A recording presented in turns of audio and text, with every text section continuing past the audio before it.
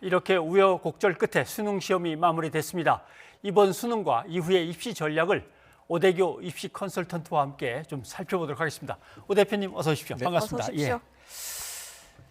우선 제일 먼저 여쭤봐야 될 것은 수능의 난이도는 예년과 얼마나 차이가 있는지의 문제. 그다음에 과연 또 공부를 앞으로 어떻게 해 나갈 거냐에 대해서 이제 기준이 될 만한 EBS와의 연계 정도는 어느 정도인가? 이것부터 한번 좀 답을 좀 주셔야겠습니다. 네, 말씀드리겠습니다. 올해 수능 시험은 6월 달 모의고사와 9월 달 한국교육과정평가원 모의평가를 통해서 이미 예견되었었습니다. 예. 그런데 올해 수능도 역시나 특이사항이 없이 예년과 평년과 동일하게 출제되었다고 확인할 수 있습니다.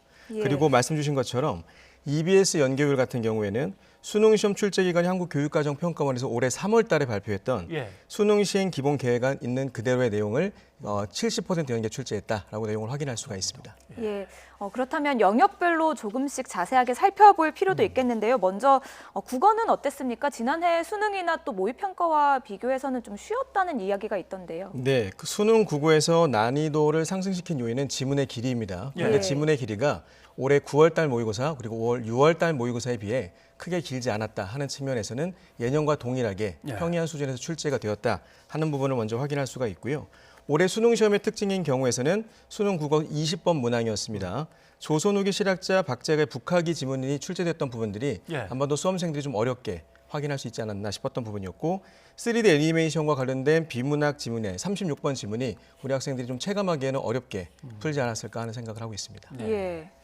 수학 문제 같은 경우는 이제 가형, 나형에서 나형은 좀 평이했다, 가형은 어려웠다 이런 얘기가 들리긴 하는데 거기서 난이도가 큰 차이가 있을까요? 잘 모르겠습니다. 네, 수학 나형에서 이제 수험생들이 보통 어렵게 생각하는 부분들이 빈칸 추론 문제나 프랙탈 구조와 같은 문제가 실제로 어렵게 느끼는 부분인데 이번 수능 시험에서는 출제가 되지 않았습니다. 그래서 나형 시험에 응시한 학생들이 상대적으로 조금 더 평이하게 응시하지 않았을까 하는 내용을 좀 확인할 수가 있고요. 수학 가형을 좀 확인하게 되면 미적분과 관련된 28번 문항이 계산 문제가 좀 복잡하게 출제가 됐던 경향을 좀 확인할 수가 있었었는데 그런 내용에 대해서 난이도가 좀 어렵게 확인할 수 있었지 않았을까 하는 부분이고 하나 더 부분이 지수함수와 등차 수열을 좀 복합적으로 물어본 문항이 19번에 출제가 되었었습니다. 예. 그 내용 역시도 우리 수험생들이 좀 어렵게 생각하지 않았을까 생각한 부분입니다. 예, 그렇다면 영어는 어떻습니까? 영어 같은 경우에는 절대평가잖아요.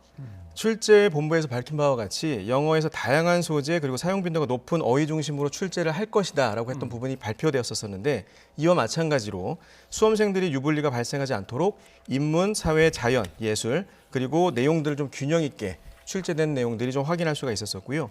그리고 EBS 연계 교재를 바탕으로 해서 수능 특강, 수능 완성 교재에서 70% 연계 출제됐던 부분들이 유지가 되었기 때문에 영어에서도 큰 편차 없이 학생들이 응시하지 않았을까 생각합니다.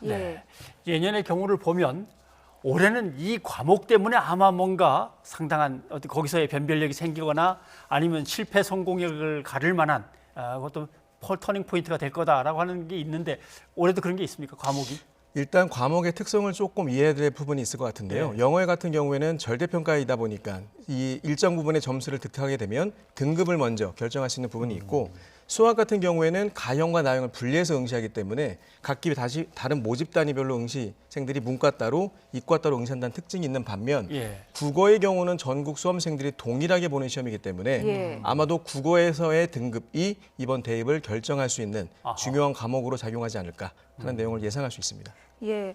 그런데 올해는 또 코로나19 때문에 원격 수업을 많이 하지 않았습니까? 그래서 학력 격차가 좀 우려가 됐는데요. 이 부분이 문제가 어떤 과목은 평이하다, 어떤 과목은 쉬었다 하더라도 영향을 미칠 것 같은데 어떻게 보십니까? 실제로 코로나 이슈로 원격 수업이 비대면 수업이 장기화되면서 이 내용과 관련해서 많은 논의들이 현장에서 있었던 것으로 알고 있습니다. 그런데 이번에 9월 달 모의평가 채점 결과 분석 자료를 보게 되면 재학생, 고등학교 재학생과 재수생, 수험생들의 유불리는 존재하지 않았다는 내용이었었고요. 응시 인원이 동일하고 응시의 모집단 전체가 이번 수능에서도 동일하기 때문에 수능에서도 코로나 이슈에 대한 유불리는 작용하지 않았지 않았을까 하는 내용을 생각할 수 있습니다. 예. 그런데 응시 인원이 좀 줄었지 않습니까? 지난해에 비해서는 그게 영향을 미치지는 않을까요? 전체 모집단의 1등급을 결정한 인원 4%이고요. 예. 그리고 2등급을 결정한 인원 7%, 즉 절대 인원이 기준이 이미 정해져 있기 때문에 예. 전체 응시 인원이 크게 차지하는 비중은 크게 영향을 미치지는 않을 것으로 그러면 생각합니다. 제발 결시하지 말고 꼭 참여해 주세요. 뭐 이렇게 호소했던 거는 예. 뭐 큰 의미는 없는 모양이군요. 그래도 수능이 상대평가있기 때문에 수험생의 입장에서는 좀 영향을 많이 받는다고 느낄 것 같은데요. 이번에는 예상보다 더 많게 사상 초유로 1교시 응시 결시 인원이 13.17%였던 것으로 확인이 됐습니다. 예. 결시 인원의 이제 상승 부분이 문제가 될 수 있는 요인이 뭐였냐면 1등급을 결정하는 요인이 상위 4%의 인원이 차지하게 되는데 이 상위 4% 인원이 또 줄기 때문에 이후에 진행이 되는 수시에서 수능 최저 요건을 확인해야 되는 부분과 앞으로 논술 일정을 준비해야 될 경우에서도 등급에는 앞으로 영향을 미칠 수 있겠다. 결시 인원에 따른 예. 등급에는 영향을 미칠 수 있겠다는 내용을 확인할 수 있습니다. 예. 다들 이제 지금부터 제일 조마조마한 부분이 이 영역별 등급 카트라인은 어떻게 될 것 같습니까? 물론 정확한 데이터는 올해 수능 시험을 끝낸 우리 학생들이 오늘 밤과 내일 오전까지 입시기관을 통해서 이제 채점 결과들, 예. 본인의 가채점 결과들을 분석한 데이터를 입력해야지만 정확히 알 수 있는 부분이긴 하지만 실제로 이 커트라인이라고 하는 부분들이 올해 9월 달에 시행되었던 평가원 모의평가 자료와 비슷하거든요. 예. 그 내용을 이해한다라고 한다면 올해 9월 달 모의평가와 등급컷은 상이하지 않을까, 비슷하지 비슷할 거다. 않을까라고 생각할 수 있습니다. 예. 예, 그렇다면 앞으로 전략은 어떻게 세우는 게 좋을까요? 올해 수능 시험 결과에서 가장 중요한 부분들은 본인이 이제 이 점수를 통해서 수시 지원하는 부분에 대해서 앞으로 남은 일정인 논술 일정을 어떻게 준비해야 되냐 하는 부분입니다. 예. 논술 일정을 준비할 때 수능 최저 요건이나 논술에서도 수능 최저 요건이 존재하거든요. 그 내용에 만족하는 학교들을 본인 지원한 학교들을 유불리를 따져서 앞으로 이제 어떻게 진행할 거는 면접 일정, 논술 일정에 맞춰서 준비해야 되겠다 하는 내용을 기억했으면 좋겠습니다. 자, 논술도 더 연습을 하고 그다음에 뭐 면접도 있으니까요. 면접 준비도 해야 되는데 예전 같으면 뭐 선생님이나 또는 뭐 학원에 가시는 분들도 있을 텐데 이 코로나19 상황에서는 이런 걸 어떻게 준비하면 좋겠습니까? 코로나 이슈가 장기화되면서 대학의 입학처에서도 많은 정보를 공개하고 있습니다. 실제로 입학처 홈페이지에 공개되어 있던 자료에 논술 준비 가이드라인들을 학교 홈페이지에 공개가 되어져 있고 과거에 출제되었던 논술 기출문제가 예. 학교 홈페이지 등을 통해서 공개가 되어 있습니다. 예. 이 자료를 먼저 확인을 해서 본인이 지원하고 본인이 목표한 학교의 기출문제와 가이드라인의 자료들을 먼저 숙지하고 준비하는 것이 가장 중요하지 않을까 생각합니다. 예, 그런데 그런 지침은 이제 잘 따르면 되지만 아무래도 걱정되는 게 수험생들의 심리잖아요. 네네. 대표님께서 사상 초유의 이 코로나19 사태를 겪으면서 지난 1년 동안 뭐 가장 기억에 남는 일이 따로 있으시다면요? 가장 중요한 부분들은 모든 수험생들이 동일한 환경에서 낯선 부분을 준비했다는 내용들이죠. 그러다 보니 모든 수험생이 다 어렵게 봤던 것은 사실이거든요. 예. 이 내용을 좋은 경험으로서 네. 조금 마음의 심리적 위안을 스스로도 좀 내가 1년 동안 많이 수고하고 고생했다는 것 자체를 인정하는 것 자체가 무엇보다 중요하지 않겠나 하는 생각을 갖습니다. 아이가 시험을 치르고 막 이제 집에 도착했습니다. 이제 부모님들은 뭐 궁금한 게 많죠. 뭐 잘 봤니부터 이제 시작을 해서 근데 뭐 잘 못 보고 싶은 사람이 누가 있겠습니까? 잘 봤니라는 질문도 좀 그런 것 같고 부모님들은 좀 어떻게 하면 좋을까요? 물론 부모님께서는 당연히 지난 12년 동안을 지켜보셨기 때문에 결과란 부분들이 무엇보다 그리고 너무나 자식을 사랑하시니까 중요한 부분은 물론 인정은 하고 이해는 됩니다만 실제로 현장에서 시험을 응시했던 우리 학생도 오늘 하루 많은 긴장 속에서 하루를 보냈을 거거든요. 예.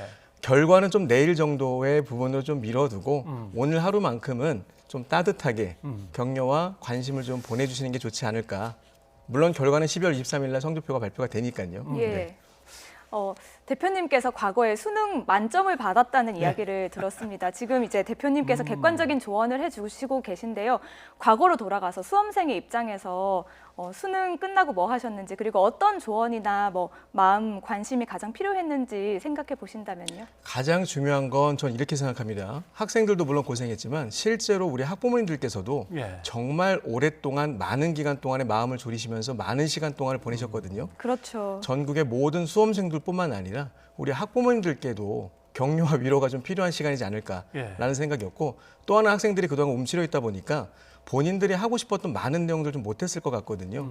물론 사회적 여건 속에서의 코로나 이슈는 물론 있습니다만 그동안 수험생으로 당연히 오랜 기간 동안에 좀 어려웠던 내용들, 하고 싶었던 내용들을 좀 마음껏 좀 하는 시간을 가져보면 어떨까 하는 생각을 갖습니다. 예, 세계적으로도 우리나라의 수능 시험에 관심이 많았습니다. 그렇죠. 3년 전에 포항 지진이 있을 때도 한 번 연기돼서 수능을 치르기는 했는데 또 올해는 한 번 연기된 거에 더불어서 올해는 코로나 이슈가 있었거든요. 대표님께서 1년 동안 지켜보시면서 우리나라 뭐 입시 제도나 대책에 대해서 조언해 주실 만한 이야기가 있을까요? 오히려 전 긍정적 부분도 분명히 있었다라고 생각을 좀 하고 있는데 예.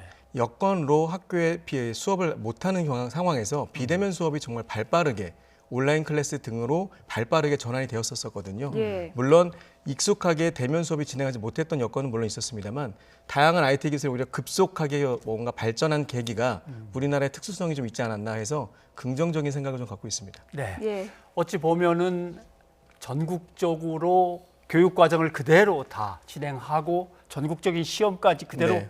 완성해내는 나라는 아마 우리밖에 없을 것 같은 생각은 드는데 그런 점에서 또 한편 위로가 되기도 합니다만은 오늘 정말 수고하신 분들 잘 쉬시기 바랍니다. 오 대표님 오늘 고맙습니다. 고맙습니다.